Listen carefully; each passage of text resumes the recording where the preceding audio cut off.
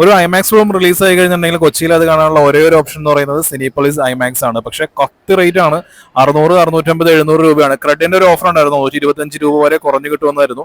അത് അപ്ലൈ ചെയ്ത് നോക്കി, 125 രൂപ കുറഞ്ഞു കിട്ടി. പക്ഷേ 700 രൂപ ടിക്കറ്റിന് 75 രൂപയാണ് കൺവീനിയൻസ് ഫീ.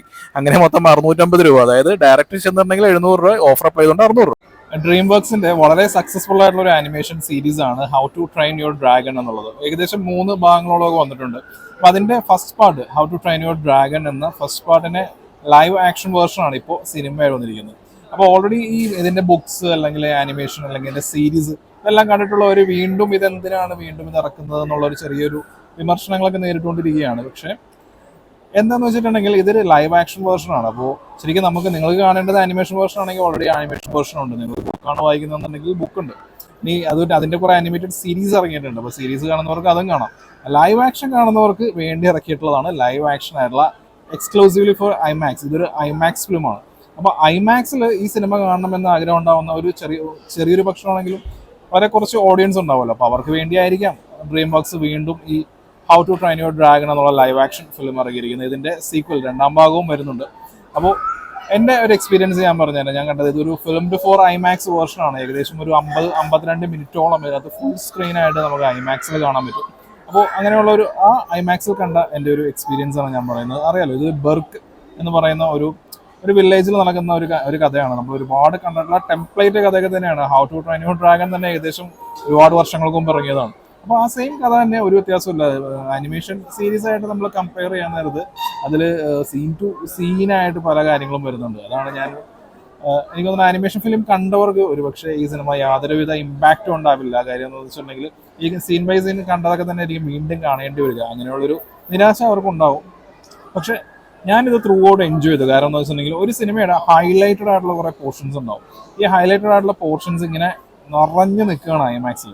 ഫുൾ സ്ക്രീനിൽ ഇങ്ങനെ നിറഞ്ഞു നിൽക്കുമ്പോൾ നിങ്ങൾക്കറിയാം ഇതൊരു 3D ഫിലിമാണ്. ഇപ്പോൾ ഐമാക്സിന്റെ 3D എന്ന് പറയുന്നത് നമ്മൾ നോർമൽ 3D ആയിട്ടൊന്നും കമ്പയർ ചെയ്യേണ്ട ഒന്നല്ല. നല്ല ഡെപ്ത് ഉള്ളത്. ഈ സിനിമയുടെ തുടക്കത്തിൽ തന്നെ ഉണ്ടാകുന്ന ഒരു ആക്ഷൻ സീൻ, അതായത് ഡ്രാഗൺസിന്റെ ആയിട്ടുള്ള സീൻ, പിന്നെ ഡ്രാഗന്റെ ട്രെയിനിങ് സീൻ, പിന്നെ അതിന്റെ ക്ലൈമാക്സ് സീൻ, അങ്ങനെ ഒരുപാട് വിഷ്വലി വളരെ സ്റ്റണ്ണിങ് ആയിട്ടുള്ള ഒരുപാട് സംഭവങ്ങൾ ഈ സിനിമയിലുണ്ട്. ഇത് കേരളത്തിൽ 4K 3D ഒരു പടം കാണണമെന്നുണ്ടെങ്കിൽ അത് ഒരേ ഒരു ഓപ്ഷൻ മാത്രമേ ഉള്ളത്, സിനിപോളിസ് ഐമാക്സ് ആണ്.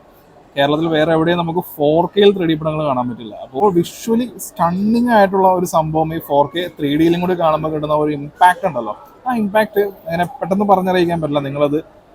നിങ്ങളത് കണ്ടറിയേണ്ട ഒരു സംഭവം തന്നെയാണ്. ഇതിന്റെ how to train your dragon first part, അതായത് ഇതിന്റെ ആനിമേഷൻ സിനിമ കണ്ടിട്ടുള്ളവർക്ക് അറിയാം ഇതിന്റെ ഇമോഷൻ എങ്ങനെയാണ് വർക്ക് ആവുന്നതെന്ന്. ഇത് ലൈവ് ആക്ഷനിലേക്ക് വരുമ്പോഴും അതിന്റെ സോൾ നഷ്ടപ്പെടാതെ തന്നെയാണ് വന്നിരിക്കുന്നത്. എനിക്ക് അങ്ങനെ പറയാനുള്ളത്. കാരണം ഇതിന്റെ മെയിൻ ആക്ടേഴ്സ് വന്നിരിക്കുന്നത് ബ്ലാക്ക് ഫോണിലൊക്കെ ഉള്ള ഒരു പയ്യനാണ്. സെന്റ് തെയിംസ് എന്നാണ് ആ പയ്യന്റെ പേര്. ഈ പയ്യൻ ബ്ലാക്ക് ഫോണിൽ തന്നെ നല്ല കിടിലം പ്രകടനമായിരുന്നു. ഇതിനകത്ത് ഈ ഹിക്കപ്പ് എന്നുള്ളൊരു ക്യാരക്ടറിനെ എങ്ങനെയാണോ അത് പുള്ളി നീറ്റായിട്ട് ചെയ്തിട്ടുണ്ട്.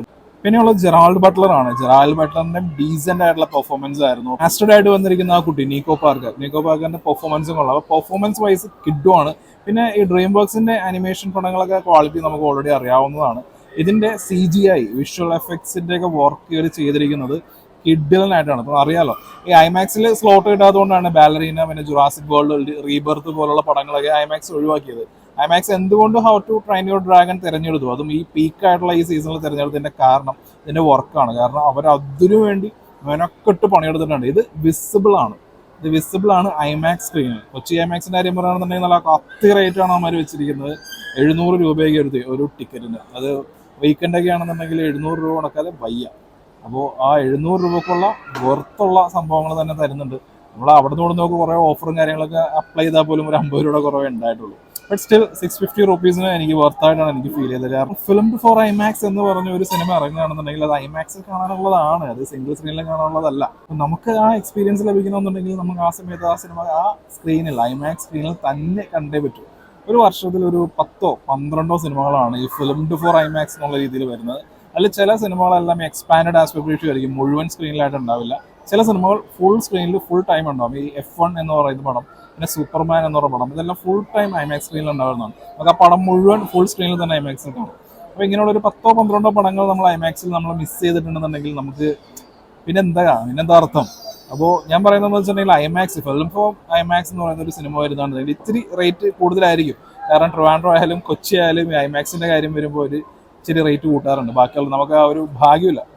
അൺഫോർച്ചുനേറ്റ്ലി നമ്മൾ വളരെ അൺലക്കിയാണ്. കാരണം ന്യൂഡൽഹി, ബോംബെ പോലുള്ള സ്ഥലങ്ങളിലൊക്കെ വളരെ റേറ്റ് കുറവാണ്. പക്ഷെ ഇവിടെ അങ്ങനെയല്ല. സ്റ്റിൽ നമ്മൾ ആ കാശ് മുടക്കി അതിന് വർത്തായിട്ടുള്ള ഒരു ഫീലാണ് ഈ how to train your dragon എന്നുള്ള സിനിമ ഐമാക്സിൽ കണ്ടപ്പോൾ എനിക്ക് ഫീൽ ചെയ്തത്. അപ്പോൾ നിങ്ങളും കാണുക. ഐമാക്സിലാണ് കണ്ടതെന്നുണ്ടെങ്കിൽ അതിൻ്റെ എക്സ്പീരിയൻസ് കമൻ്റ് ആയിട്ട്